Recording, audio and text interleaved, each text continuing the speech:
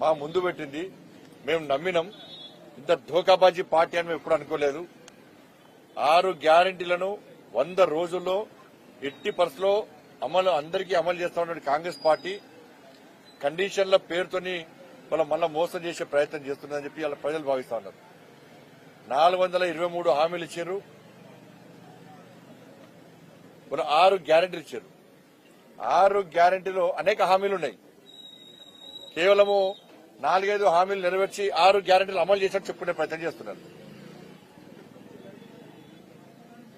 500 gas సంబంధించి first అందరికి ఇస్తామన్నారు ఎలక్షన్ టైంలో.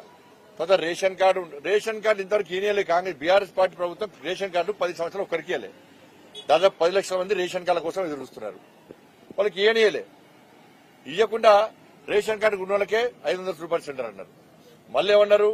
మళ్ళీ ఇప్పుడు ఆడోళ్ల పేరు మహిళల పేరు మీద రేషన్ మన గ్యాస్ కనెక్షన్ ఉన్న వాళ్ళకి ఇస్తారట. మళ్ళా అంటే ఇచ్చే ఉద్దేశం కాంగ్రెస్ పార్టీకి లేదు.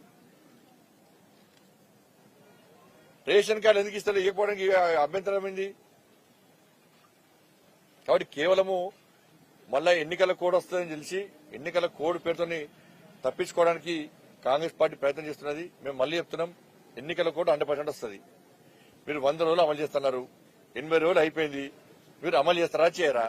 ఏదో గ్యాస్ ఇచ్చి ఫ్రీ కరెంట్ అని ఇచ్చి ఏదో 2-3 హామీలు ఇచ్చి మళ్ళీ ఇవాళ పేపర్ ఇచ్చినాయాల మళ్ళీ కూడా అంతే ఫేక్. అది కూడా 3500 ఇంద్రం ఇళ్లను ఇస్తున్నారట. ఏ ఇల్లు కొత్త గట్టించిస్తారా? లేకుంటే ఆల్రెడీ గత ప్రభుత్వం క్వాలిటీ లేకుండా తూతూ మంత్రంగా గట్ట డబుల్ బెడ్రూమ్లే ఇస్తారా? ఇవి కేంద్ర నిధులతోని ఏర్పడిన ఇండ్ల వాటిని కూడా ఇవాళ వాటికి మీకు ఎన్ని నిధులు కేటాయిస్తున్నారు? మీరు ఎంత బడ్జెట్ కేటాయిస్తున్నారు? మీరు పార్లమెంట్ అసెంబ్లీలో ప్రవేశించిన బడ్జెట్ లో ఎంత బడ్జెట్ కేటాయించారు? మొత్తము మీరు ఇచ్చిన హామీలు నెరవేర్చడానికి మీరు ఎంత ఇచ్చారు? 53,000 కోట్ల రూపాయలు మాత్రమే బడ్జెట్ లో కేటాయించారు. ఒక్క మహాలక్ష్మి పథకానికి అమలు చేయడానికి 60,000 కోట్ల అవసరం వాళ్ళకి.